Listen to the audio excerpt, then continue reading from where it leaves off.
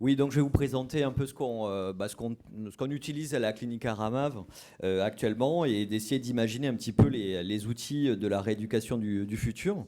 Voilà mes conflits d'intérêts. Là, tout d'abord, le nombre de patients déficients visuels. Donc, on estime entre 1,7 et 2 millions de personnes malvoyantes, mais ce nombre est finalement pas très précis. Ce sont des extrapolations.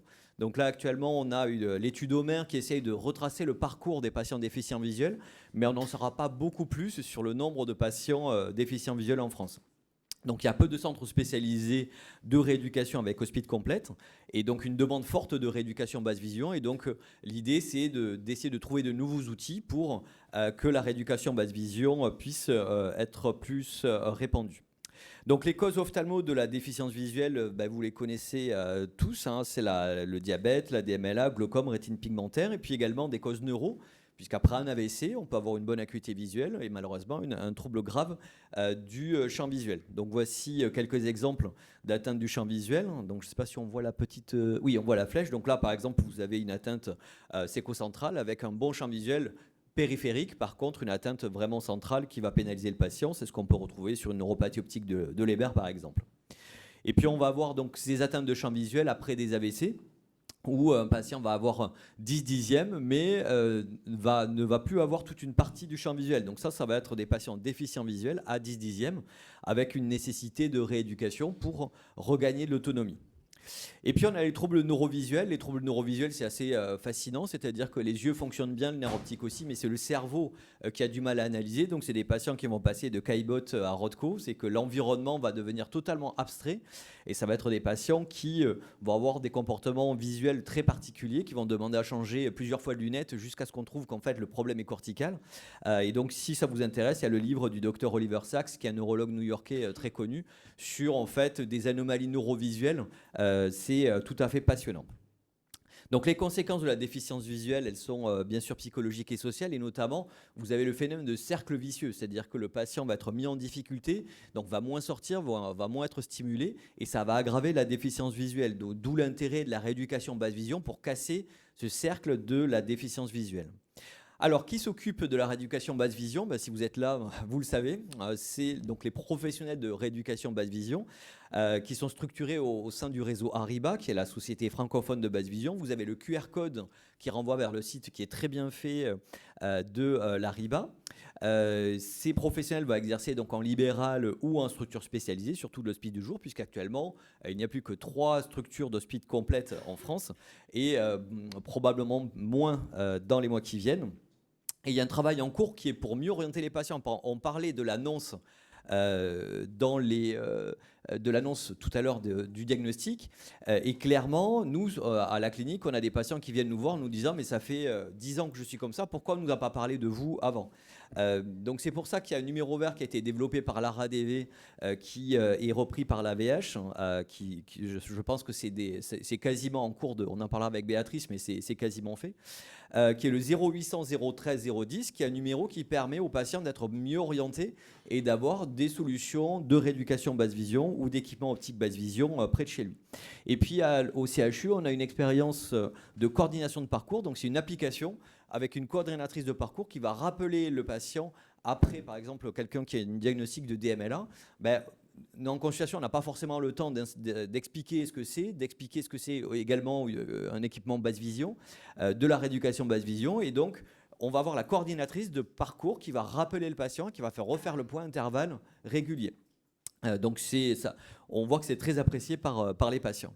Alors à la clinique, on fait de la rééducation basse vision, donc il y a tous les métiers de la basse vision. On a des ergothérapeutes, des instructeurs en locomotion, des IADV, des orthoptistes. On a une psychologue spécialisée en basse vision ainsi qu'une psychiatre, des assistantes sociales pour remettre à jour les dossiers MDPH, puisque souvent les patients arrivent, ils n'ont pas tous les droits auxquels ils auraient droit. On a des psychomotriciennes et des éducateurs spécialisés qui s'occupe des patients avec toute une équipe médicale et paramédicale.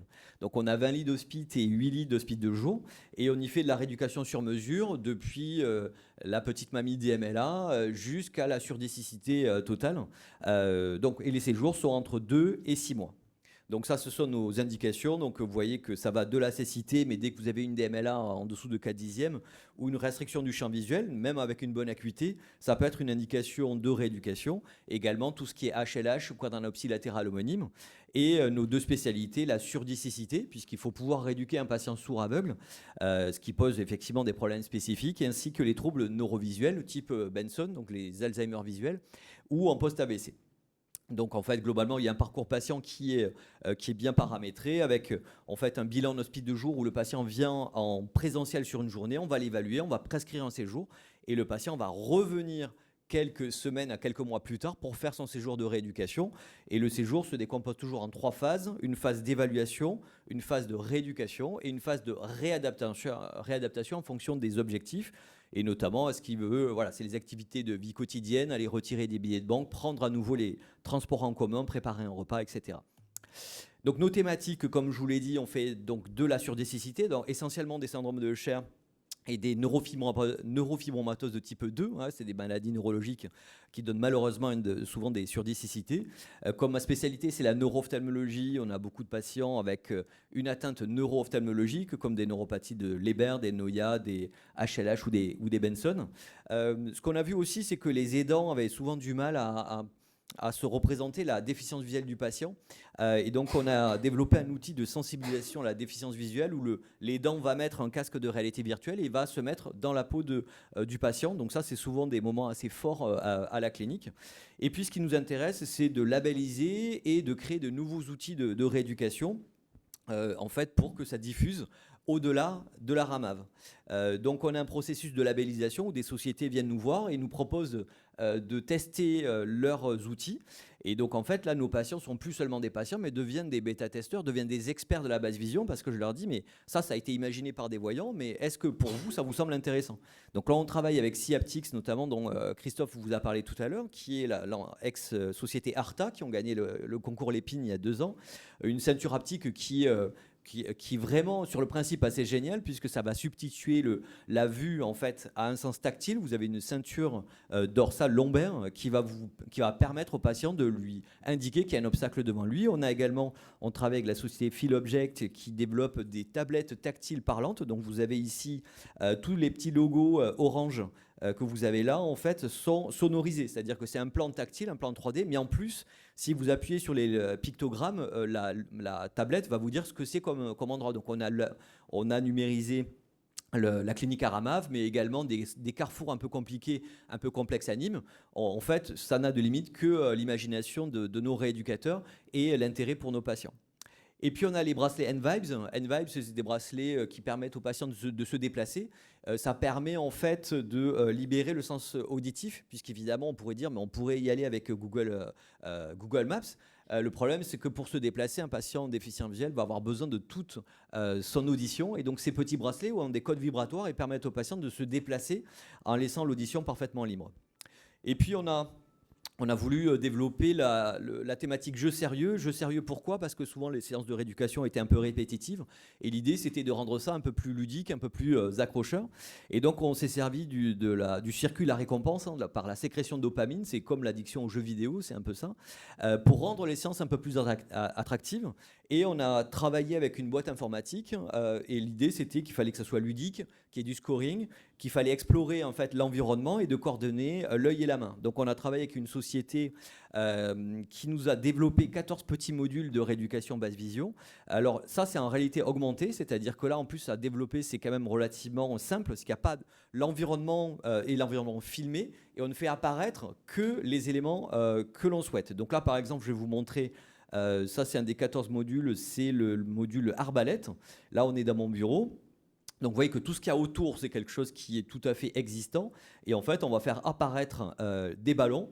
Et donc c'est quelque chose qui est évidemment adapté à la déficience visuelle. C'est plus ou moins gros, c'est très coloré, c'est très contrasté. Donc ça permet aux patients d'aller explorer l'espace sur 180 degrés, de repérer la cible, de la bloquer et d'aligner l'œil et la main, tout simplement. Donc ça va améliorer la coordination. Et ça, nos orthoptistes nous disent que c'est intéressant, ça permet de développer, de travailler à moyenne et longue distance, ce qu'en rééducation basse vision en orthopsie, c'est plutôt difficile à faire. Donc ça, c'est un des exemples. Et on en a 13 autres. Et donc ça, c'était quelque chose que j'aime bien montrer parce que c'était un patient ancien joueur de handball professionnel qui n'avait pas touché un ballon depuis 10 ans. Parce qu'il a un champ visuel tubulaire extrêmement restreint et en fait ça l'a remis en confiance et ça a même aidé la rééducation classique, hein. Ça ne va pas se substituer à la rééducation classique mais ça remet en confiance. Donc ça c'était et quand j'ai fait le débrief à la fin de sa rééducation, il m'a dit que vraiment c'est ce qu'il avait préféré de tout le séjour à la clinique. Donc bon. Et puis on a travaillé sur la réalité virtuelle. Donc la différence par rapport à la réalité augmentée, c'est qu'on est totalement immergé dans son environnement. Donc on a, grâce à un prix il y a bientôt 10 ans, on a développé une cuisine thérapeutique purement virtuelle. Alors là c'est un peu plus lourd, ça on ne pourra pas le développer ailleurs. Enfin, c'est que vraiment dans des centres importants puisqu'il faut 2 caméras, il faut un casque assez important par rapport à la réalité augmentée qui là est déclinable en cabinet libéral sans aucun problème. Et donc là, je vous montre un peu ce que ça donne. L'idée, c'est d'évaluer le patient déficient visuel dans un environnement parfaitement paramétré, toujours le même, très contrasté. Et en fait, on va le faire se déplacer, on va lui faire des missions. Et on va le faire lire également, puisqu'il y a des missions de lecture pour tester la vision centrale.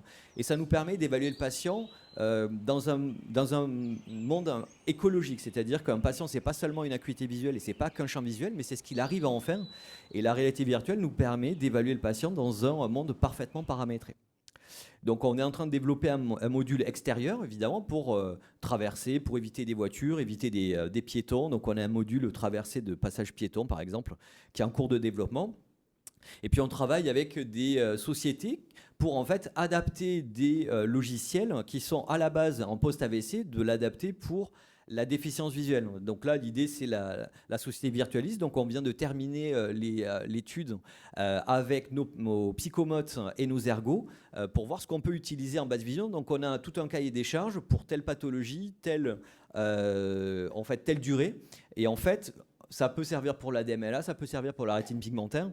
Et donc ça, c'est très intéressant parce que Virtualis est couplé à des plateformes. Et pour les patients qui ont des troubles de l'équilibre, ça ajoute une couche supplémentaire. Donc ça, c'est assez... et c'est très ludique aussi pour les patients. Donc là, on a une de nos patientes là, qui est en train de faire du tir à l'arc, comme vous voyez.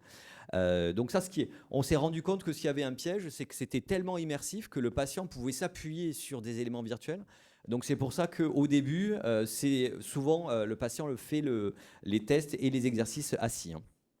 Et puis iSoft, donc là je vois Séverine au premier rang, qui est une des pionnières de l'utilisation d'iSoft chez les patients déficients visuels. Donc ça c'est du détournement aussi, puisqu'à la base, si vous avez un cabinet d'orthopsie, vous avez sûrement entendu parler d'iSoft, qui en fait, ce qui nous manquait, en fait, c'était l'eye tracking. C'est-à-dire qu'en réalité virtuelle ou en réalité augmentée, nos rééducateurs, notamment nos orthoptistes, nous disent bon, ça c'est bien gentil, mais par contre, quand le patient met le casque, on ne voit pas les mouvements des yeux. Et avec iSoft, vous avez justement un eye tracking qui est assez performant. Et on a vu qu'on a pu l'utiliser chez des patients assez déficients visuels. On en parlait avec Séverine qui est venue nous voir à la Ramav. Et c'est quelque chose qui vraiment plaît beaucoup à nos orthoptistes, beaucoup plus que les 2 solutions que je vous ai montrées avant, parce qu'il y a l'eye tracking. Voilà. Et donc ça, il y a un travail qui est fait actuellement pour justement voir ce qu'on peut adapter et même améliorer le logiciel lui-même pour l'adapter à des patients déficients visuels. Et puis on a plein de possibilités. Là on a la téléportation, c'est-à-dire que vous voulez travailler un parcours d'un patient qui est à Strasbourg alors qu'il vient nous voir à Nîmes, vous allez faire le parcours sur Google Street ou Google Maps depuis chez lui jusqu'à la boulangerie. Et en fait, d'abord, habituellement on travaillait sur ordinateur, mais pour un patient déficient visuel, l'écran est assez limité. Là en réalité virtuelle, ça fait un écran immense. Et en plus, le patient peut tourner lui-même la tête et avoir son autonomie en fait pendant son déplacement. Donc ça, on peut faire de la téléportation depuis Nîmes. Et puis même à Nîmes, ça nous permet les jours où il fait très chaud, où il pleut, de préparer un parcours avant d'y aller pour de vrai. Voilà, donc ça permet aux patients de se familiariser avec le parcours, en plus des plaquettes que je vous ai montrées tout à l'heure, des plaquettes en relief. Et puis l'IA. Bon, je ne peux pas terminer le parcours sans vous parler d'IA, évidemment. Ça, vous en avez tous entendu parler. Donc, il y a l'application Seeing AI qui est l'assistant virtuel, finalement, qui va pouvoir vous décrire une scène, qui va pouvoir vous lire un texte, qui va pouvoir permettre aux patients de trouver sur une table un objet.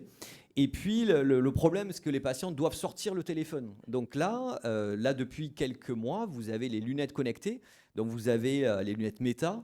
Vous pouvez avoir soit des Ray-Ban, soit des Oakley, pour ne pas citer de marque. Mais en fait, l'avantage, c'est que vous avez l'IA embarquée sur vos lunettes et vous n'avez même plus besoin de sortir le téléphone. Donc, c'est assez intéressant. C'est que là, je vous ai mis un témoignage de patient.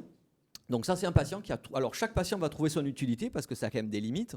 Mais ce patient-là va vous expliquer en quoi ça lui est utile dans la vie quotidienne. Bonjour. Donc, je vous reçois aujourd'hui pour parler des lunettes Meta. Donc, vous les avez depuis combien de temps? Ça fait à peu près depuis fin octobre. D'accord.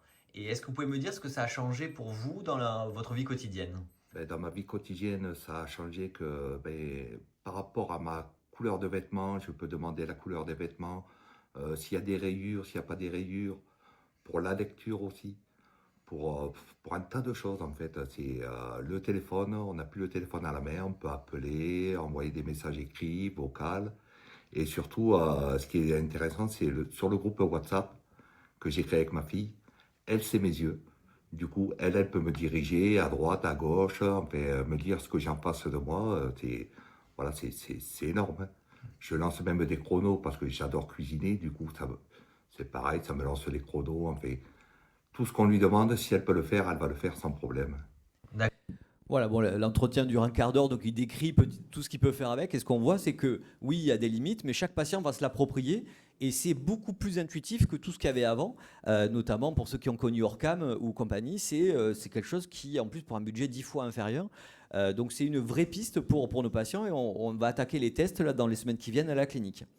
Et puis pour terminer, il faut, tout ça c'est bien joli, mais de voir est-ce que ça a un impact chez les patients. Donc voilà, je fais la pub pour notre questionnaire qui est le 1330 Aramav, qui est un questionnaire de qualité de vie et d'autonomie, qui va bientôt être disponible et gratuitement sur Internet. Donc vous pouvez, là je pense que d'ici septembre, il sera disponible, puisqu'il y a encore quelques tout petits bugs. Là pour l'instant, l'algorithme est parfait, c'est-à-dire on retombe sur les mêmes chiffres que ce qu'on trouvait sur l'ancienne application. Il y a juste au niveau de l'exportation des résultats, quelques petits bugs informatiques, ce qui veut dire que là, d'ici quelques mois, si vous êtes un professionnel de basse vision, vous aurez à disponibilité et gratuitement le questionnaire 1330 Aramav pour voir en fait l'évolution de la qualité de vie du patient entre avant et après la rééducation. Donc on va passer, puisque ça c'est l'ancienne version, en tout cas pour vous dire qu'en pluridisciplinaire, le gain de qualité de vie entre le début et la fin d'une rééducation, c'est plus 30%, ce qui est meilleur que la majorité de tout ce qu'on peut proposer aux patients qui ont une déficience visuelle. Et donc, la perspective, c'est qu'effectivement, il faut continuer. On va travailler surtout la place de l'IA en basse vision, puisque on voit effectivement ce côté un peu adaptatif de cette techno. On a également une salle de repérage sonore pour développer le sens sonore de nos patients, donc là qui vient d'arriver à la clinique. Et je crois beaucoup à l'utilisation de la VR. On a parlé des cellules souches tout à l'heure, de la thérapie génique. Mais en fait, on a enfin un outil qui pourrait permettre de faire des outils multicentriques non biaisés, c'est-à-dire que vous avez toujours les mêmes conditions et on pourrait faire avant-après sur plusieurs sites. Jusqu'à présent, il fallait contrôler la luminosité avec des luxmètres. C'était ouvert, il y avait beaucoup de biais. La réalité virtuelle, c'est un test qu'on peut paramétrer et reproduire beaucoup plus facilement. Et puis, un dernier point sur la reconnaissance de la spécialisation SMR, puisque nous, à Ramav, on fait la rééducation basse vision et on est passé à l'activité, tarification de l'activité, ce qui nous a fait perdre du financement. Donc là, normalement, cette année, on devrait pouvoir être reconnu comme avoir une spécialisation basse vision, puisque pour l'instant, on est considéré comme du polyvalent.